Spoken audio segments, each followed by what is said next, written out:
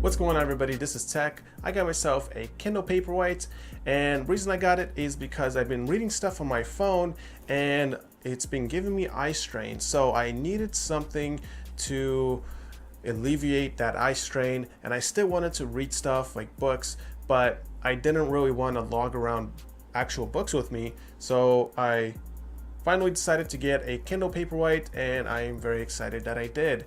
It's a fantastic purchase from my end. I actually got this on Prime Day for only $89.99, whereas originally it cost $119. So I'm very happy with my purchase, and I got a sweet discount with it too. So I do want to start out with the design of the Kindle Paperwhite. It's not really a huge deal, but it does matter because you are going to be holding it in your hands, but you're not really buying it for the design, you're really buying it for the screen. It is completely made of plastic, and so is the screen. So just by looking at it at first, it does look kind of cheap, but once you start holding it and kind of just using it, it doesn't really feel that cheap. It actually has some heft to it. It feels pretty solid. There's no weird creaks or anything like that.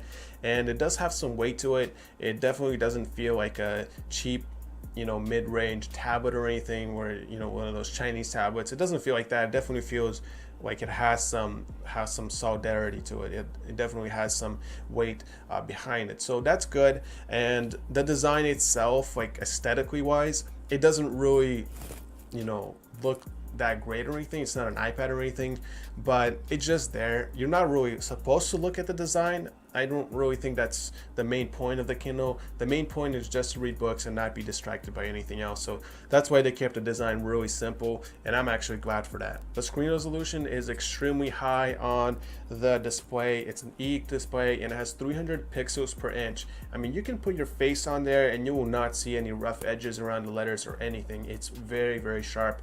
Very nice screen to look at. It literally looks like a piece of paper that was printed off, or a book or anything. You cannot tell the difference. It is very sharp, and it's not like a regular screen on your iPhone or anything like that where you can see the pixels, because this actually uses real ink. It's an e-ink display, so once it displays an image, it's just there. I mean, you're not going to see really like any pixels per se. You're just going to see like ink. It's perfect pretty much. It's like I'm writing something down with a pencil or something. It's just that the edges of the letters and everything are going to be a lot sharper than the previous generation Kindles. That's where the resolution really matters with these e-ink displays. And navigating the Kindle's interface is pretty straightforward. You start out at the home screen with the layout of your current books and reading list to the right, and at the bottom are some recommendations and ads. Once you go into a book, you are presented with just the letters and no distractions. If you want to change settings, you can click the top bar, and this will give you buttons for changing things like the text sizing and font, and buttons for navigating the interface. The Kindle has a store you can buy books from, usually at a discounted price just for the Kindle. There's also a browser that you wouldn't think would be useful, but it actually is. It allows you to do things like click on links inside of a book and also go to websites that have articles.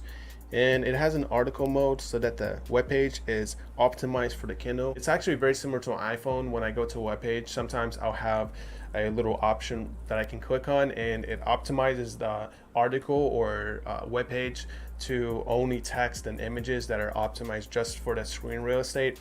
So this makes it very useful for reading, and the same thing is present with the Kindle, and that's actually very awesome. So this way you can go to like New York Times, you can go to any news sites, you can go to really any website that has any articles and really use it that way, which is pretty much opens up a whole new thing. There's also a vocabulary builder inside of the Kindle, which allows you to go further into words that you have highlighted inside of a book. This is very useful for me because English is not my first language, and it helps a ton to learn complex words. This is great because sometimes I do like to highlight words in a book, and sometimes I forget that meaning of the word, so I like to go back into this vocabulary builder and learn those words again. And also I want to say I do love that the dictionary feature of the Kindle. When you're reading a book and you just click on one word, you can look up instantly the dictionary meaning of that word, whereas like if I was on my iPhone, for example, I would have to copy that word. I would have to go into my dictionary app, my separate app. So I would have to exit my book app, go separately into a dictionary app, and I would have to look it up on the dictionary and then go back into my reading app. So that to me is a big distraction. Sometimes I'll go, to Facebook or kind of forget what I was reading.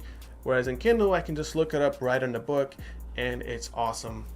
It's just right there. And I think one of the biggest appeals to the Kindle for me is that it is distraction free. Because on my phone, when I'm reading something, I'll kind of read a few paragraphs and then maybe I'll be distracted by going to Facebook or YouTube real quick and I'll stop reading a book. Whereas in the Kindle, technically I could go to Facebook, but obviously I'm not gonna go to Facebook because it's incredibly slow in the Kindle. So I just use it for reading and it's very useful for that part. It's also more useful than having an actual book because it's more comfortable to hold and it has a light display built into it, so you can actually turn that light on and use it in the dark. Whereas a real book, you can't use that in the dark. You're gonna have to have some external light source to be able to read that book.